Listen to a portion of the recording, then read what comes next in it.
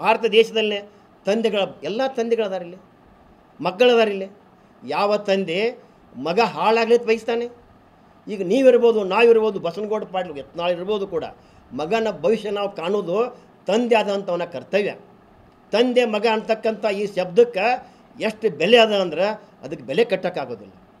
ಇವತ್ತು ಕೂಲಿಗೆ ಮಾಡ್ತಾನಂದ್ರೆ ದಿನ 50 ಪಗಾರ 100 ಪಗಾರ ಅಂತಕ್ಕಂಥ ಭಿಕ್ಷುಕನು ಕೂಡ ಇವತ್ತು ಮಕ್ಕಳ ಭವಿಷ್ಯನ ಕಾಣಲಿಕ್ಕೆ ಪ್ರಯತ್ನ ಮಾಡ್ತಿರ್ತಾನೆ. ಹಂಗೆ ಯಡಿಯೂರಪ್ಪನವರು ಮಗನ ಭವಿಷ್ಯ ಕಾಣಲಿಕ್ಕೆ ಪ್ರಯತ್ನ ಮಾಡಿರ್ಬೋದು, ಅದು ತಪ್ಪನ್ನಂಗಿಲ್ಲ. ಆದರೆ ಅಂಥ ಮಕ್ಕಳು ಹುಟ್ಟಬೇಕಲ್ಲ. ಭಾಳಷ್ಟು ತಂದೆಗಳು ಮಕ್ಕಳ ಭವಿಷ್ಯ ನಿರ್ಮಾಣ ಮಾಡಬೇಕಂತ ಕಷ್ಟಪಡ್ತಾರೆ, ಸಾಕಷ್ಟು ಹಿಂಸೆ ಅನುಭವಿಸ್ತಾರೆ.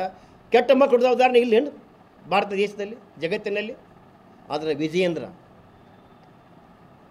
ತಂದೆ ಆಸೆಯಂತೆ ಇವತ್ತು ಪ್ರಬುದ್ಧನಾಗಿ ಬೆಳೆದಿದ್ದಾನೆ. ಸಮಾಜಕ್ಕೆ ಕೊಡುಗೆ ಕೊಡ್ತಾ ಇದ್ದಾರೆ. ಅವ್ರನ್ನ ಭಾರತೀಯ ಜನತಾ ಪಕ್ಷದ ರಾಜ್ಯ ಅಧ್ಯಕ್ಷ ಮಾಡಿದ್ದು ಯಡಿಯೂರಪ್ಪನವರಲ್ಲ. ಅವ್ರ ಆಸೆ ಇರ್ಬೋದು, ಯಾವ ಥರ ತಂದೆಗಳಿಗೆ ಆಸೆ ಇರ್ತೈತಿ ಆ ಥರ ಆಸೆ ಇರ್ಬೋದು, ಪ್ರಯತ್ನ ಪಟ್ಟಿರ್ಬೋದು. ಆದರೆ ಆ ಸಿಲೆಕ್ಷನ್ ಆಗಬೇಕಾದ್ರೆ ಅಲ್ಲಿರ್ತಕ್ಕಂಥ ಕ್ವಾಲಿಟೀಸ್ ಅವ್ರನ್ನ ರಾಜ್ಯದ ಉಪಾಧ್ಯಕ್ಷರಾಗಿ ನೋಡಿದ್ದಾರೆ. ಸಾಕಷ್ಟು ಚುನಾವಣೆಗಳಿಗೆ ಜವಾಬ್ದಾರಿಯನ್ನು ಕೊಟ್ಟು ಅವರ ವ್ಯಕ್ತಿತ್ವವನ್ನು ತೋರಿಸಿದ್ದಾರೆ. ಅದಕ್ಕೆ ಅವರು ರಾಜ್ಯಾಧ್ಯಕ್ಷ ಮಾಡಿದ್ದಾರೆ. ನೀವು ಮೇಲೆ ಅಪ್ಪ ಮಗ ಅಂದ ಅಪ್ಪ ಮಗ ಅಂತಕ್ಕಂಥ ಎರಡೂ ಶಬ್ದಗಳ ಮೌಲ್ಯವನ್ನು ಕಳೆದ್ರಿ ಗೌಡ್ರೆ. ದಯಮಾಡಿ ಇನ್ನಾದರೂ ಅಪ್ಪ ಮಗ ಅಂತಕ್ಕಂಥ ಈ ಶಬ್ದಕ್ಕೆ ದೊಡ್ಡ ಶಕ್ತಿ ಇದೆ. ದಯಮಾಡಿ ಅಪ್ಪ ಮಗ ಅಂತಕ್ಕಂಥ ಈ ಶಬ್ದ ತಮ್ಮ ಬಾಯಿಂದ ಬರಬಾರ್ದು ಅಂತೇಳಿ ನಾನು ಮನವಿ ಮಾಡ್ಕೋತೀನಿ ಹೊರತು ನಾನು ಹೇಳೋಕ್ಕಾಗೋದಿಲ್ಲ.